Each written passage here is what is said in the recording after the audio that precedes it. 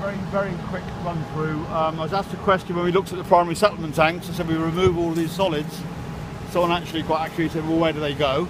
Very good point. So in terms of the sludge treatment, we've got at the primary treatment stage, we're removing, like say, 50 or 60% of the settleable solids. That is obviously settles to the floor of the tank. It's now what we call a sludge or a slurry. It will exit the tank at about 1 or 1.5% dry solid, so 10,000, 15,000 milligrams per litre if you like, getting quite thick.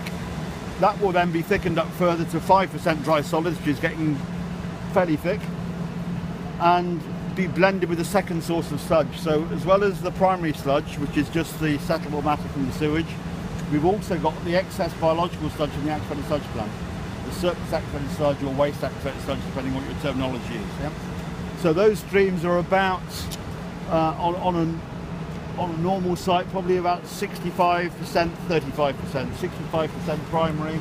Sorry, it's broken up the sunshine.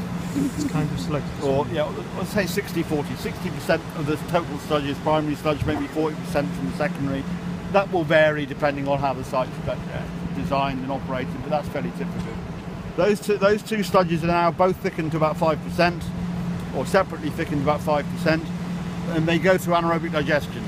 Now, I'm not going to walk you down there because it's literally right the furthest unit that's down the other end of the site of the main anaerobic digesters. But the sludge digesters are again a biological process. As the name suggests, anaerobic digesters, no oxygen whatsoever. In the absence of oxygen, we get biological breakdown of the carbon, the same as we do in the aeration plant, but this time we're doing anaerobically. So instead of oxidising it to carbon dioxide and water, we're actually hydrolyzing it, producing methane gas, some carbon dioxide, and we can destroy or convert about 40% of the organic matter in the sludge, organic solids, into biogas.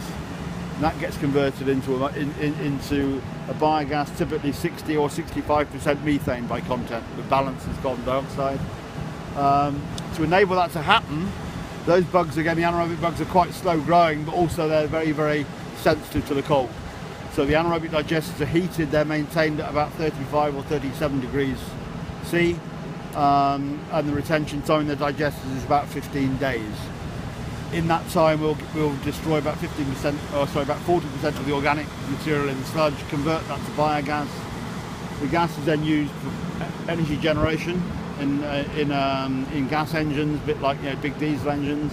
And the heat from those engines is used to heat the digesters, so it's a proper CHP process. That's how much a day. Top of my head, I can't tell. I could sit down and work a rough number out. I'm not sure.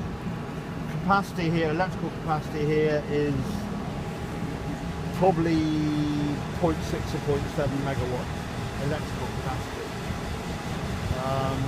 and about those engines will produce about the same or a bit more of heat. That heat is used for heating the digesters to maintain 35 degrees. So that sludge, once it's gone through main primary digestion, goes into these tanks behind us here to give an extra 4 or 5 days retention time, to give us additional pathogens. We have one requirement we have to sludge that goes back onto the ground to get a minimum of 2 logs reduction of pathogens.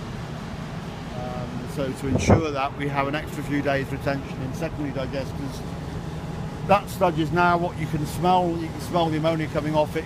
So everything's now having to go down the anaerobic pathway. The carbon's gone down the anaerobic pathway and been it's converted to methane.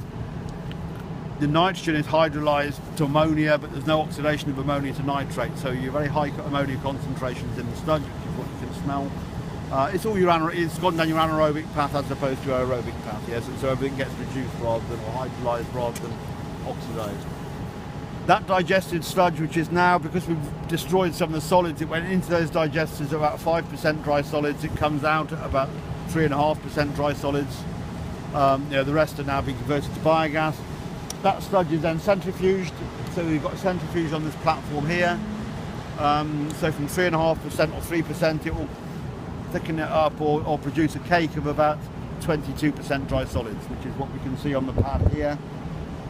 That sludge goes to land.